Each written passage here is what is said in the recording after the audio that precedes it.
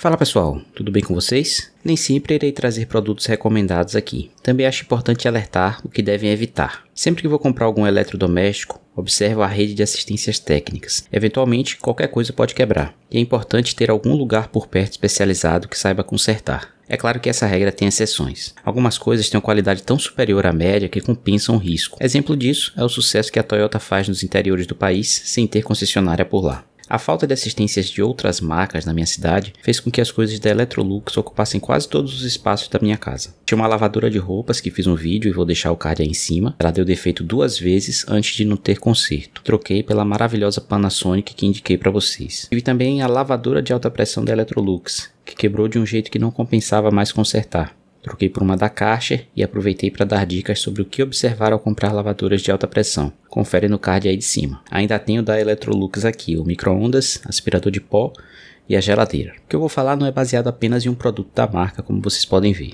Considero a geladeira um bem durável e caro. O modelo DF50 deu um defeito caro de consertar logo nos primeiros anos. Agora, ela deixou de gelar embaixo, na parte da geladeira. Muitos consideram vício oculto ou defeito de fábrica, o que vão ver. O problema desse modelo DF50 e de várias outras Electrolux é que a porta não foi feita corretamente, sendo incapaz de fornecer o isolamento térmico adequado. Quando isso acontece, o efeito é semelhante ao de um copo de água gelada. Ele fica suado, como dizem, porque a temperatura do líquido frio passa para fora do copo e entra em contato com o ar. Esse ar de fora, que contém umidade, se condensa, volta ao estado líquido e vemos as gotículas de água no copo. Isso não deve acontecer com uma geladeira. A água escorre para o painel eletrônico que queima totalmente a geladeira.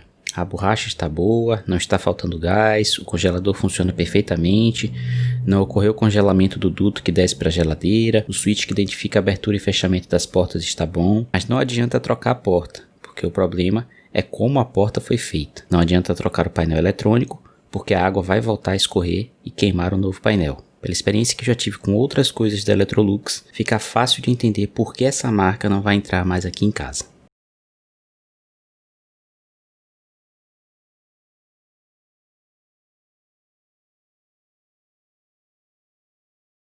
Para fechar o vídeo, eu vou dar algumas dicas aí de como vocês podem escolher uma nova geladeira, observando coisas mais importantes do que o que geralmente as pessoas notam na geladeira, né, ou procuram na geladeira. Que eu vou falar aqui o que geralmente as pessoas olham e o que geralmente as pessoas esquecem e que pode ser muito útil, né, aí no seu dia a dia. Então vamos lá. Primeira coisa, eu vou falar sobre o que as pessoas geralmente olham, né, na geladeira. Primeiro de tudo, com certeza, a aparência externa. Se a geladeira é bonita, né, de se ver do lado de fora, é como se fosse um item de enfeite ali na cozinha. Então as donas de casa adoram uma geladeira bonita. Não necessariamente uma geladeira bonita é uma geladeira boa. A segunda coisa que elas olham é se a geladeira tem uma boa organização de prateleiras, de forma que o espaço interno seja otimizado, né? Mas não necessariamente, quando eu falo só em organização e espaço externo, eu estou falando das prateleiras. Também a questão da litragem, né? 400 litros, 300 litros, 500 litros e por aí vai. É outra coisa que as pessoas observam, né? Quanto cabe na geladeira. A outra eu estou colocando aqui na ordem mesmo, né? De importância que geralmente as pessoas olham é a economia de energia. Olham lá o selinho, né, da Procel, se é A, B, C, D, se é uma geladeira que vai consumir muita ou pouca energia. Depois elas olham se a geladeira é frost free ou cycle defrost, que hoje em dia eu considero que o frost free já pegou, né? A maioria das pessoas hoje já compram geladeiras frost free. Essa daqui é bem mais barata que a frost free. E hoje em dia até dá para comprar também, mas se possível compre a Frost Free. Não quer dizer que a Frost Free não descongele não, né? A diferença básica entre essas duas aqui é que a Cycle Defrost ela acumula gelo no congelador e isso, claro, diminui, né, o poder da geladeira e acaba também por gastar mais energia e te obriga, hoje em dia muito menos, né, antigamente bem mais, a fazer o descongelamento da geladeira 2 vezes por ano. É o recomendado nas geladeiras mais novas, né, desse tipo de tecnologia. Antigamente era bem mais, muitas vezes uma vez por mês, uma vez a cada 2 meses. A geladeira Frost Free, ela acumula sim gelo também, só que ela mesmo já faz o ciclo, né, de descongelamento. E aí a água cai num reservatóriozinho que tem também na Cycle Defrost para você não sujar a geladeira inteira, né, como as geladeiras mais antigas. Porém, no caso da Frost Free, já tem aqui uma espécie de resistência que evapora essa água, que é reutilizada, né, para refrigerar a geladeira. Então, no caso da Frost Free, não precisa fazer nada, ligou a geladeira, ela nunca vai acumular esse tipo de gelo aqui. Se acumular, ela está com defeito.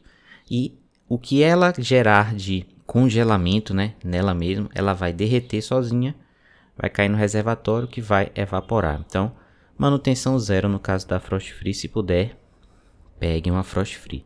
Algumas pessoas olham se a geladeira tem um reservatório de água, né, fora, ali para você encher o copo. Se é uma geladeira de 2 ou uma porta só. Nesse caso aqui também eu acho importante sinalizar, né, que algumas pessoas acham isso vantajoso, isso aí vai do seu gosto. Porque é uma das coisas que faz a geladeira gastar mais energia também, né? A pessoa encher a garrafa de água e ficar abrindo e fechando a porta com bastante frequência faz com que a eficiência da geladeira energética se perca, né? Se você tem um reservatório ali de água que você pode encostar o copo e encher a água gelada sem precisar abrir a porta da geladeira, vai fazer com que ela economize mais energia. Mas não é o caso aqui da minha casa, porque a gente tem já aquelas geladeirinhas para tonel de 20 litros, né, de água mineral. Então não serve aqui para minha casa, beleza? 2 ou uma porta é só uma questão de espaço e de gosto. Tá? Então, indispensável aqui, na minha opinião, é que a geladeira seja Frost Free e tenha um selo de economia de energia A. Vou considerar A, não vou nem considerar B, C, D e E, tá? O que vocês realmente devem olhar, né, quando vocês forem comprar uma geladeira mais nova, é uma geladeira com uma tecnologia mais recente, né, que no caso é a tecnologia inverter. É uma tecnologia relacionada ao compressor, que é o grande cérebro lá da geladeira, o que faz ela gelar. A tecnologia inverter, ela ficou mais popular nos ar-condicionados do que nas geladeiras, o que é curioso porque o ar-condicionado é um eletrodoméstico que é ligado durante a noite ou durante a tarde, mas não é ligado o dia inteiro como a geladeira. Então, se você for comprar um eletrodoméstico com a tecnologia inverter, sem dúvida vale mais a pena você comprar uma geladeira inverter do que um ar-condicionado inverter. E eu vou te explicar por que essa tecnologia vale tão a pena em termos de economia de energia e de eficiência também, né? Durabilidade do motor e do eletrodoméstico como um todo. A tecnologia convencional funciona da seguinte forma: existe um compressor, tanto no ar-condicionado quanto na geladeira, que ele funciona como se você estivesse dirigindo um carro que você quer fazer uma viagem a 100. Só que na tecnologia convencional, ela é meio burra. Ela pisa pé fundo, né, no compressor, dá potência total a ele, até chegar na velocidade ou temperatura que você quer, considerando o ar-condicionado ou geladeira. Quando chega nessa temperatura, ele desliga o compressor. Você escuta isso no seu ar-condicionado aí fora do seu quarto. Pode prestar atenção que você vai ouvir ele funcionando justamente dessa forma. Quando ele chega na temperatura que ele quer, ele desliga. E aí vai esquentando o quarto. Vai esquentando, vai esquentando, vai esquentando. Aí o sensorzinho de temperatura dele avisa lá: opa, tá quente demais, liga de novo. E ele vai pé fundo de novo, de 0 a 100. Estou colocando essa analogia aqui para facilitar para você entender a ideia, certo? Então, o ar-condicionado convencional e a geladeira convencional funciona desse jeito aqui. É pé fundo até atingir a temperatura que ele quer. Depois ele desliga. Aí esquenta, esquenta, esquenta, esquenta, esquenta, esquenta. De novo, pé fundo até atingir a temperatura que ele quer. E fica nisso aqui o dia todo ou a noite toda no ar-condicionado convencional. Claro que no carro, se você fizer isso, né? Se você fizer uma viagem que você pisa pé fundo, quando chega no 100 você banguela o carro, depois pisa pé fundo de novo quando ele estiver quase parando, você vai consumir muito mais gasolina do que se você botar lá na sua quinta, sexta marcha e ficar com o pé só apoiando no acelerador, a 100zinho numa boa ali, fazendo as suas curvas, de vez em quando tira um pouquinho o pé do acelerador, vai consumir muito menos gasolina, vai conservar bem mais o motor do seu carro e as outras peças do seu carro. É isso que um ar-condicionado e uma geladeira com a tecnologia inverter vão te proporcionar, tá? Ele vai te dar uma durabilidade melhor para o produto, para o equipamento, porque vai desgastar menos e ao mesmo tempo também vai consumir menos energia. Tranquilo? Então, se você for comprar uma geladeira agora, que é um item que fica muito mais tempo ligado do que um ar-condicionado, pega uma inverter. Se você puder pagar, é claro, né?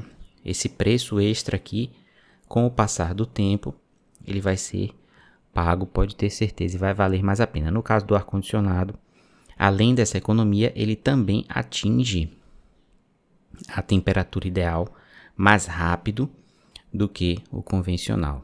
A geladeira também, beleza? Então isso aqui é uma das coisas que as pessoas olham pouco ou dão pouca importância, mas devem dar bastante. Não confundir inverter com inverse. Isso está acontecendo bastante aqui no Brasil, né?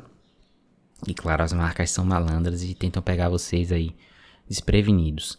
A tecnologia inverter tem a ver com o compressor, a forma de funcionar da geladeira. A tecnologia inverse não tem nada a ver com isso.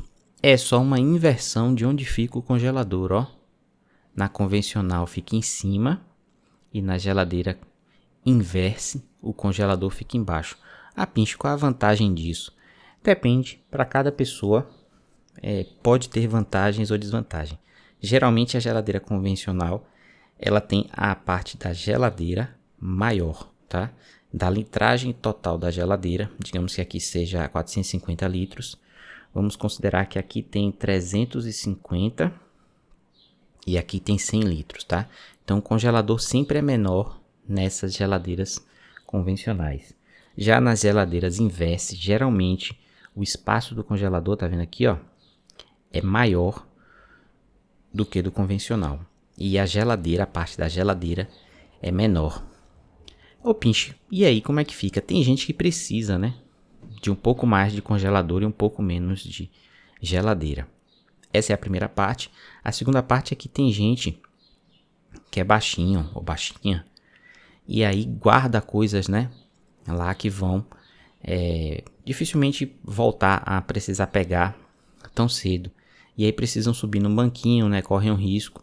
E aí as pessoas preferem usar um congelador que fique ali embaixo, né, de fácil acesso para elas. É basicamente isso, não tem vantagem ou desvantagem em ser convencional ou inverse não, tá? Depende muito do seu tipo de uso, né, se você usa mais o congelador do que a geladeira. E se você quer que o congelador seja de fácil acesso, né, aqui embaixo ou lá em cima com a geladeira maior. Só isso, não tem nenhuma vantagem. Só que as fabricantes estão colocando lá nos anúncios e estão confundindo as pessoas, né? A pessoa vê uma geladeira dessa aqui, inverse, e já está achando que essa geladeira aqui é uma geladeira inverter também.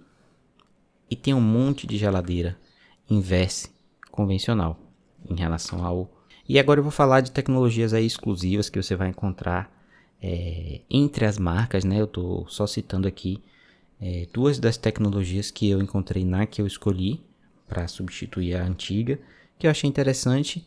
E aí, se você gostar também, pegue para você, né, nessa marca aí, ou procure em outras marcas alguma tecnologia que te interesse ou tenha a ver com o seu dia a dia, por aí vai, beleza? Então eu peguei uma geladeira da Panasonic Frost Free Inverter e Inverse. E aí, além disso, ela tem mais essas tecnologias aí que eu vou sinalizar para vocês. A primeira delas é essa EcoNave da Panasonic. Essa aqui no caso é exclusiva, né? Ela tem um sensor aqui que faz com que ela economize ainda mais, né, do que uma geladeira Procel convencional celular, tá? Frost Free e Inverter. Então, além dela ser Procel A, ser Inverter, ela ainda tem a tecnologia EcoNave que faz com que ela economize ainda mais. O que essa tecnologia tem? 4 sensores. Basicamente a geladeira começa a identificar, né, como é que a rotina da casa.